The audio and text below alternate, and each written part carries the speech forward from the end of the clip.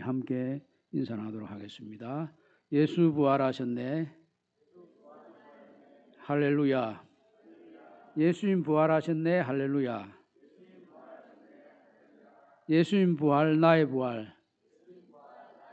예수님 부활 나의 부활. 부활하신 예수님의 이름으로 사랑합니다. 부활하신 예수님 이름으로 축복합니다. 아멘. 예. 우리나라에 처음 복음이 전해질 때 1885년 부활절에 언더우드 목사님하고 아펜젤리 선교사님 부부가 제물포항에 처음 발을 들이고 복음 선교를 시작했습니다. 그래서 그때를 기점으로 한다면 지금 2025년 이 부활절은 140주년이 되는 그런 이 시간입니다. 근데 이 아펜젤러 목사님의 그 비석에는 한국 선교에 대해서 이렇게 기록이 되어 있습니다. 우리는 부활절 아침에 이곳에 왔습니다. 사망의 권세를 이기신 주님, 이 백성을 얽어맨 결박을 끊으사 하나님의 자녀로서의 자유와 빛을 주시옵소서, 이렇게 기록이 되어 있습니다. 이분들은 어둠의 이 조선 땅에 하나님 주신 하늘에서 주는 자유와 하늘에서 주는 생명의 빛이 임하기를 기도하고 평생을 그렇게 헌신하고 살아왔습니다. 그런데 그때만 어둠의 시대가 아니고 지금 140년이 지난 지금도 어떻게 보면 아직도 우리 속에 어둠이 가시지 않은 것 같고 부활의 새 아침이 밝아와야 된다 하는 생각을 가지게 됩니다. 우리 예수님께서 부활절 아침에 제자들이 모여 있는 곳에 가셔서 인사하신 것이 뭐냐 하면 너희에게 평강이 있을지어다. 이것이 예수님의 인사였습니다. 그런데 예수님께서 인사했을 때 그 예수님의 인사를 들은 제자들은 어떤 태도를 보였느냐. 누가복음 말씀해 보면 예수님께서 친히 문이 닫혀 있고 잠겨 있는 그 현장으로 들어오시니 모여 있던 사람들이 예수님을 영으로 생각하는지라, 이렇게 했습니다. 이걸 우리말로 풀이를 하면 예수님께서 부활하셔서 제자들 가운데 들어가셨더니 제자들은 우리 예수님을 귀신으로 생각했다. 귀신이 우리 가운데 들어왔다, 이렇게 생각했습니다. 그래서 예수님을 귀신으로 생각하는데 그게 무슨 평안이 있을 수 있겠습니까? 그래서 예수님께서 주시는 진정한 평안의 메시지를 개인적으로 받아들이지 않으면 제자들 속에서도 두려움과 공포를 물리칠 수 없다 하는 걸 알 수 있습니다. 우리 속에도 하늘에서 내려오는 진정한 하늘의 평화가 자리 잡지 않으면 아마도 제자들처럼 문을 걸어 잠그고 평안할 것이다, 안전할 것이다, 이런 착각을 할 것입니다. 만약에 로마 사람들이 예수님의 제자들을 어떻게 할 생각을 가지고 있었다면 문을 잠그는 것이 무슨 소용이 있습니까? 군사들이, 병사들이 문 잠갔다고 그 사람들 모른 체 하고 갑니까?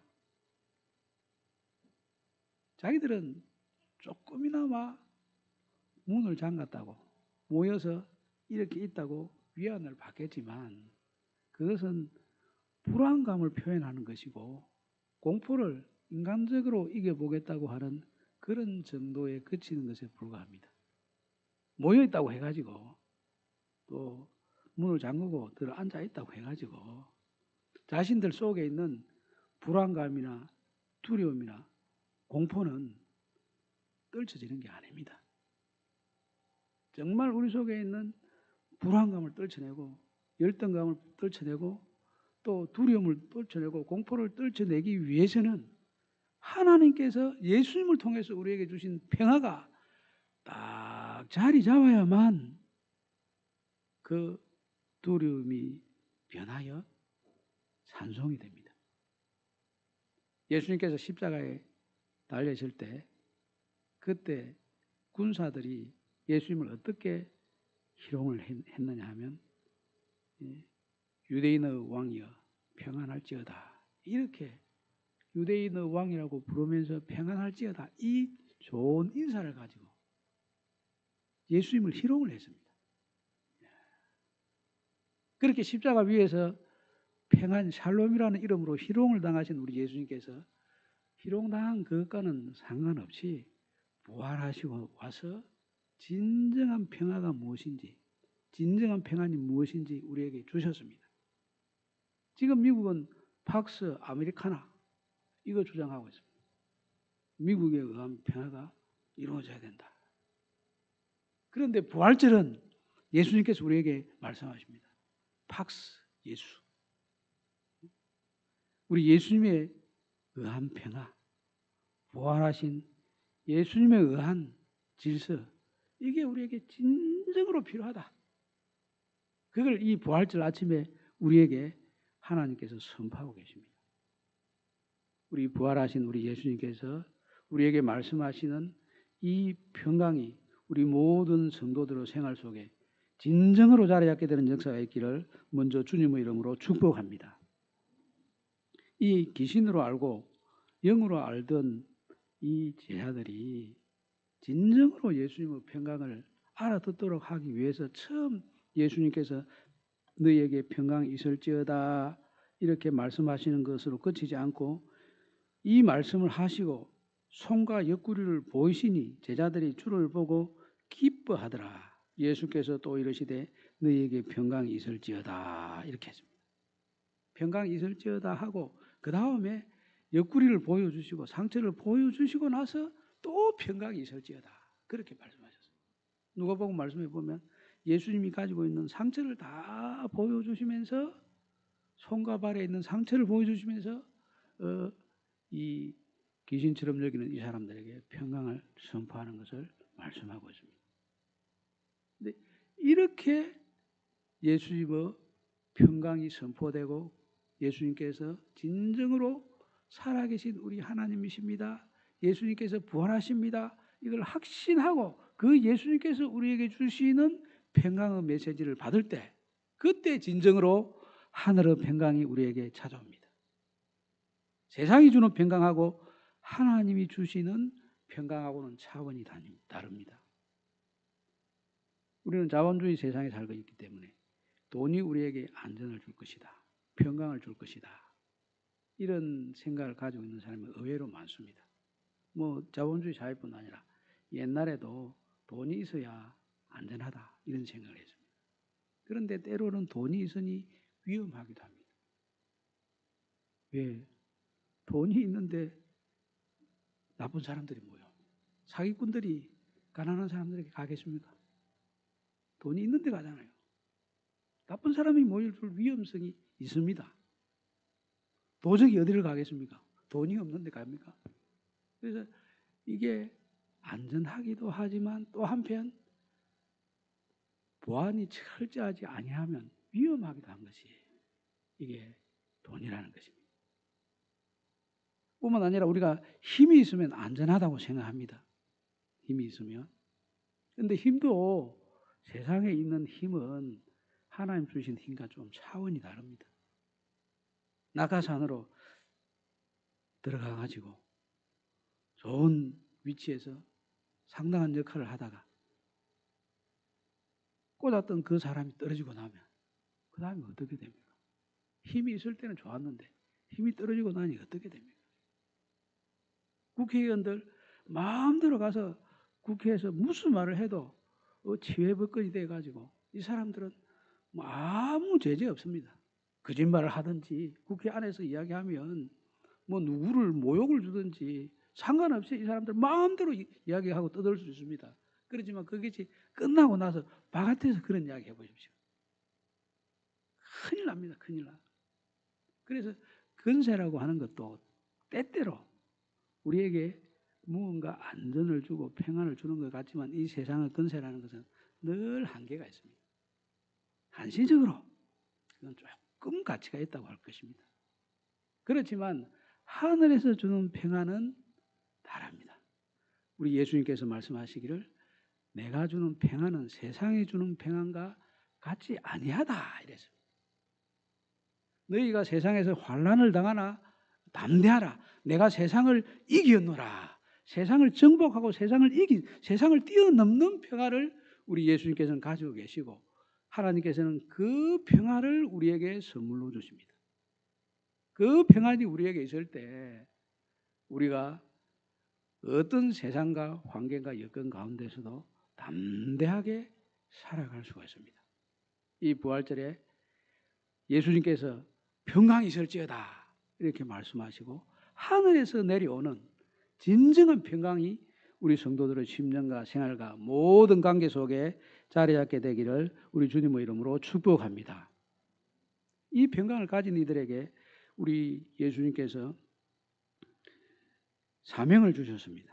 예수께서 또 이러시되 너희에게 평강이 있을지어다. 아버지께서 나를 보내신 것 같이 나도 너희를 보내노라 이랬습니다. 예수님 십자가에 달리시기 전에 기도하실 때도 하나님께서 나를 보내신 것 같이 나도 저희들을 보냅니다. 그런데 나로부터 파송을 받은 저들이 하는 메시지를 듣고 믿는 사람들이 생길 것입니다. 그 믿는 사람들도 내가 하늘로부터 온 것을 믿게 해주시고 저들이 나를 통하여 파송받은 그 메시지를 믿게 해주십시오. 이렇게 기도를 했습니다. 그래서 십자가 위에서도 이 제자들을 위해서 기도하셨고 또 십자가를 당하기 전에도 이 제자들을 파송해야 되겠다 하는 중심을 분명히 가지고 계시고 있었던 분이 우리 예수님이십니다. 그래서 십자가에 달리시기 전부터 십자가에 달리시고 그리고 부활하셔서도 여전히 제자들을 보내는 이 사역을 하셨습니다. 평강을 특별히 하늘로부터 받은 우리들은 세상의 평안을 가지고 있는 사람들하고는 차원이 다르기 때문에 역할도 다를 수밖에 없습니다. 근데 하나님께서 우리를 이 땅에 보내신 것도 목적이 있는 것이고 구원하신 것도 목적이 있는 것이고 평화를 주시는 것도 세상 사람들이 갖지 못하는 특별한 부활하신 주님이 주신 평안을 가지고 하는 것도 목적이 있습니다. 그 목적을 위해서 우리를 보내시는 것입니다.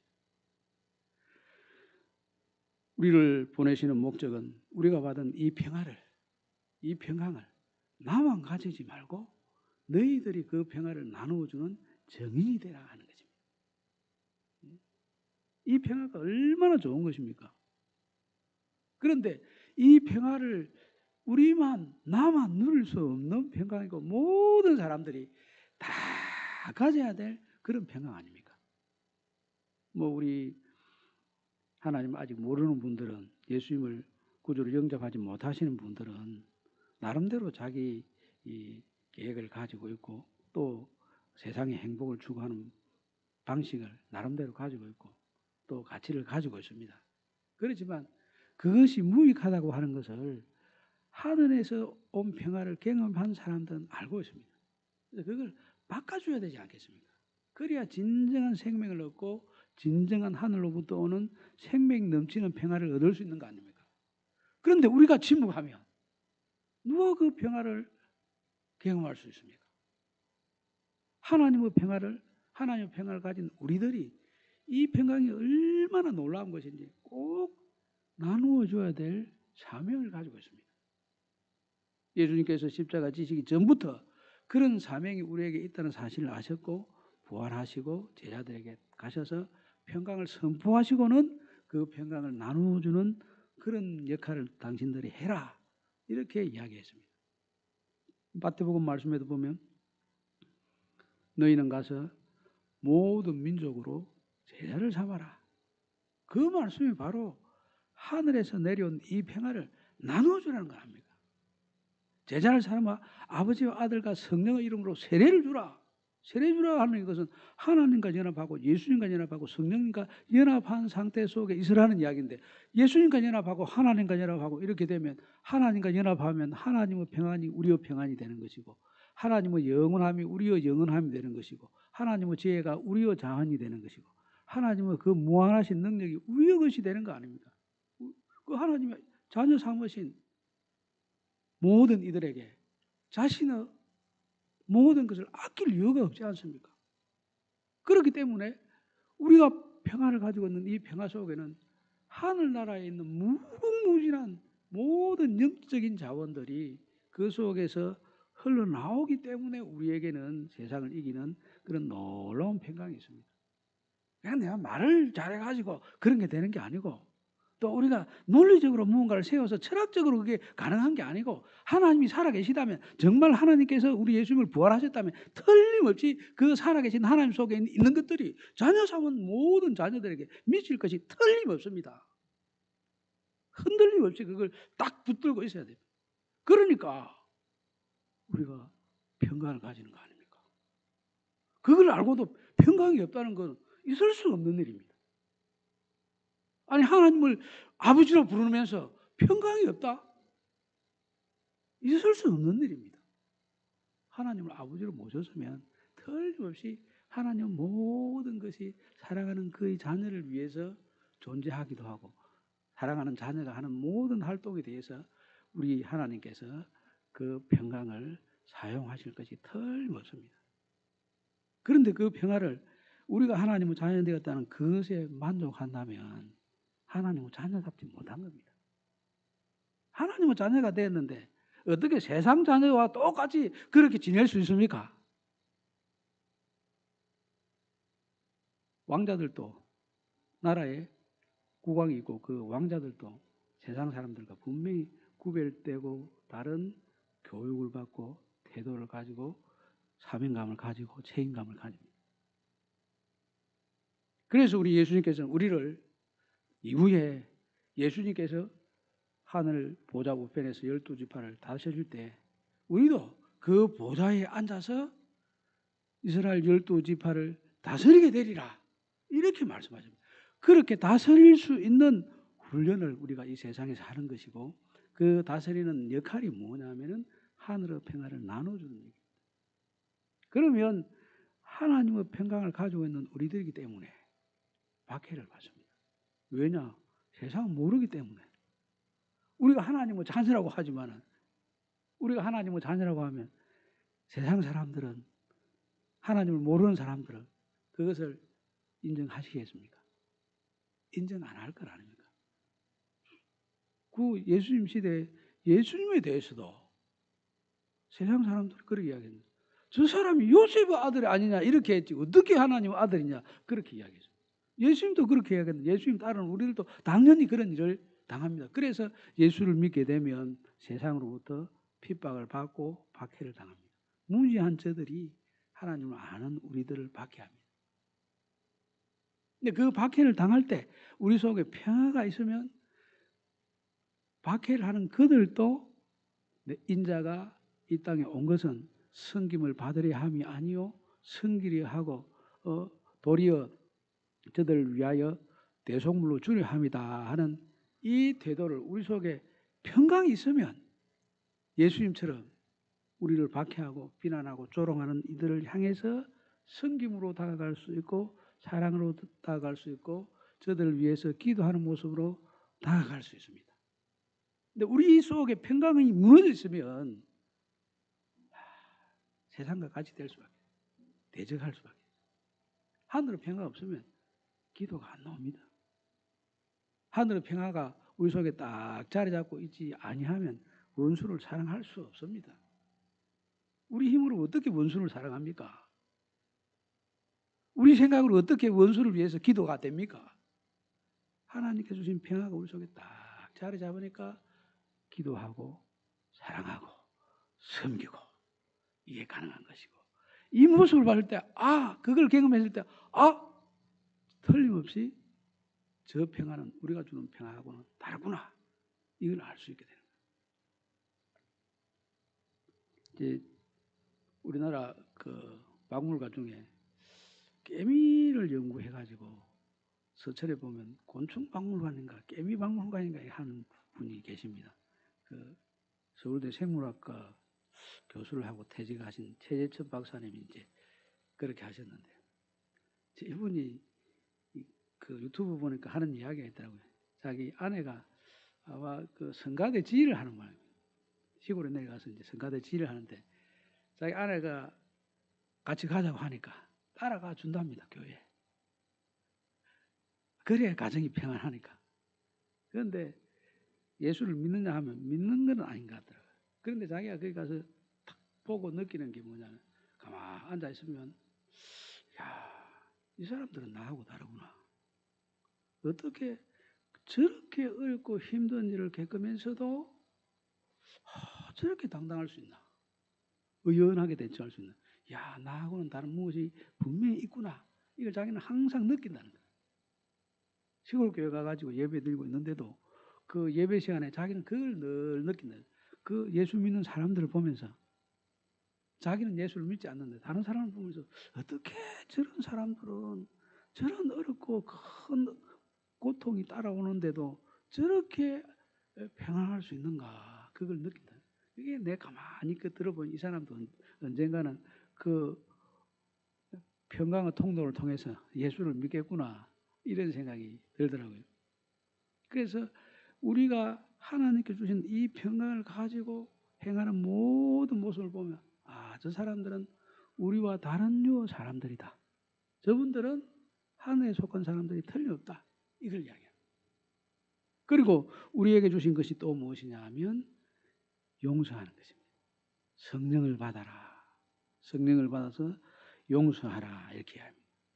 이제 내가 땅에서 매면 하늘에서도 매일 것이고, 너희가 땅에서 매면 하늘에서도 매일 것이다. 교회를 세울 때 예수님께서 하신 말씀입니다. 교회는 하늘에서 매면 너희가 땅에서 매면 하늘에서 매고, 땅에서 풀면 하늘에서 풀린다.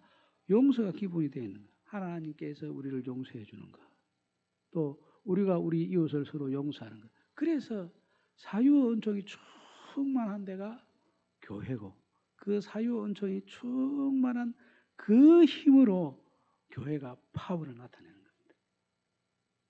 그 파워는 우리 힘으로 가능한 것이 아니고 성령 받아라. 하나님께서 우리 속에 오셔서 우리 생각을 싹 정리를 해주시고, 성령께서 우리 속에서 하나님 말씀에 붙들려서 그 말씀에 아멘하고 순종하도록 이끌어 주시면 용서하고 사랑하고 섬기고 이게 가능합니다. 그래서 여기 우리 예수님께서도 이 말씀을 하시고 그들을 향해서 숨을 내쉬며 이르시되 성령을 받으라. 너희가 누구의 죄든지 사하면 사해질 것이요 누구의 죄든지 그대로 두면 그대로 있으리라. 여기 성령 받으라 앞에 그들을 향하여 숨을 내쉬며 이르시되 성령을 받으라. 숨을 내쉬며, 이거 에스겔서 37장에 보면 마른 뼈들이 큰 군대가 되는 이야기입니다. 그때 이 호흡을 불어넣으시는 이야기가 나오고, 사람을 만들 때 하나님께서 호흡을 불어넣으시는 이야기가 나옵니다. 생명이 될 때 호흡을 불어넣으시고, 또 죽음 마른 뼈들이 큰 군대로 만들어지는 과정이 가장 핵심적인 게 뭐냐면은 호흡을 불어넣으시고 숨을 불어넣으시고, 그 숨을 불어넣으시는 것이 여기 보면 성령 받으라 하는 것으로 연결됩니다. 우리 영이 살아나기 위해서는 하나님께서 생명을 불어넣어 주셔야 됩니다. 우리가 살아있는 사람으로서, 영이 살아있는 사람으로 활동하기 위해서는 우리가 하나님의 성전이 되고 하나님이 성전된 우리 속에 오셔서 거하셔야만 우리가 하나님의 사람으로서 활동할 수 있습니다. 하나님의 성전이 되어도 불이 꺼져 있으면 그 속에 생명력이 없으면 헐뿐인 발신이 될 수밖에 없습니다. 그렇게 되지 않고 정말 살아있는 생명이 있는 그런 그 성령 받은 모습으로 활동을 하기 위해서는 꼭 성령 받는 일이 필요합니다. 오직 성령이 너희에게 임하시면 너희가 권능을 받고 두나미스 전도도가 되어가지고 전도한다 이게 되죠. 성령 받아야 두나미스가 됩니다. 두나미스 전도대가 됩니다. 성령 받아야 여기 교회 생활을 할 수 있습니다. 용서할 수 있습니다. 사랑할 수 있습니다. 그래서 여기 누구든지 죄를 사하면 사하여질 것이요 누구든지 죄에서 그대로 두면 그대로 있으리라. 우리가 죄를 어떻게 용서합니까? 사람이 어떻게 사람의 죄를 용서합니까? 하나님 용서해야 되잖아요. 그 하나님 용서를 받으려면 하나님께서 하시는 일을 경험하고 하나님 하시는 그 속에 들어가야 됩니다. 성령 강림절 날 있었던 그 메시지를 듣고 사람들이 나타낸 반응이 뭡니까? 회개하고 자복하는 거예요. 우리가 어떻게 할까? 우리가 예수님 십자가에 못 박아 죽었는데 십자가에 예수님을 못 박아 죽는 우리가 무엇을 어떻게 해야 된단 말이냐?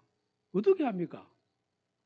예수님을 십자가 못 박아 죽은 이 사람들의 죄를 어떻게 처리를 해야 됩니까? 우리도 예수님을 십자가에 못 박아 죽인 죄인 중에 한 사람인데 우리 그 죄를 지은 우리가 어떻게 해야 됩니까? 이게 성령 강림절날 사람들의 입에서 나온 우리는 어떻게 해야 됩니까? 그 이야기입니다. 우리가 예수님을 십자가에 못 박았는데 지금 우리가 하나님의 이름으로 부름을 받고 그랬는데 우리 살아가는 모습을 보면 예수님을 십자가에 못 박는 모습 우리가 얼마나 많습니까? 그럼 우리가 어떻게 해야 됩니까? 성령 받고 하나님께서 용서해 주시는 거 받고 나가 내를 용서하는 그 은혜를 힘 입을 때 다시 회복해서 사명을 감당할 수 있고 교회가 교회답게 될 수 있습니다. 부활절에는 하나님께서 우리를 용서해 주셔서 감사합니다. 이게 충만해야 되고 그 하나님의 용서가 분명하다고 확신한다면 자기도 자기 자신에 대해서 용서합니다. 그리고 주변에 있는 사람들에 대해서도 이 부활절에는 용서합니다. 이 고백이 나올 때 부활에 참여하는 겁니다. 부활을 오늘 하루 부활절 지키는 것으로 되어서는 별 의미가 없습니다. 우리가 예식 행하자고 부활절 지키기 위해서는 부활절을 지키는 의미가 없습니다. 365일 내내 부활절에 돼야 되지 않겠습니까? 그 365일 내내 우리 주님의 부활에 참여하는 길은 사도 바울이 이야기할 때 우리가 이미 얻었담도 아니요. 우리 주 예수께서 우리에게 주신 것을 잡으려고 쫓아가는 그 모습을 계속 보이는 것이 이게 부활에 참여하는 모습이라 해야죠. 이게 다 얻었다, 이루었다. 그게 아닙니다. 우리 보수적인 교회가 가지고 있는 잘못된 게 뭐예요? 구원받았는데 이제 다 됐다. 내 천국 가는 거 보장됐는데 그래가지고 나태해지는 게예요. 구원의 이름으로 게으름뱅이가 되는 거예요. 그거 안 됩니다. 사도 바울 그렇게 안 했어요. 예수님도 그렇게 안 살았습니다. 제자들도 그렇게 안 살았습니다. 내 구원받았으니까 이제 됐다. 안심하고 그렇게 나태해진 이런 모습으로 산 사람은 정말 예수님을 만난 사람이 아닙니다. 부활에 참여하는 사람이 아닙니다. 부활에 참여하는 사람은 하늘의 생명력을 가지고 있는데 왜 가만히 있을 수 있다면? 하늘의 에너지를 가지고 있는 사람이 누구보다도 역동적으로 움직일 거 아닙니까? 다이나믹하게 움직일 수밖에 없는 게 하늘에서 주는 하늘 에너지를 가지고 있는데 그 에너지가 왜 움직이면 작동하지 않습니까? 움직일 수밖에 없지 않습니까? 그게 이미 얻었다함도 아니고 이루었다함도 아니고 예수님께서 우리를 목표로 딱 세워주신 그것을 잡으려고 계속해서 달려가고 있는 이 모습이 부활에 참여하는 모습입니다. 부활절을 지키는 우리 모두가 늘 예수님께서 우리를 바라보게 하시고 예수님 바라보면서 나아가는 우리의 모든 모습이 늘 그 모습이어서 항상 부활에 참여하는 모습으로 우리의 모든 삶이 주변 모든 사람들에게 예수 그리스도의 이 부활의 영광과 능력과 생명을 나눠주는 그런 삶이 되기를 우리 주님의 이름으로 축복합니다. 아멘.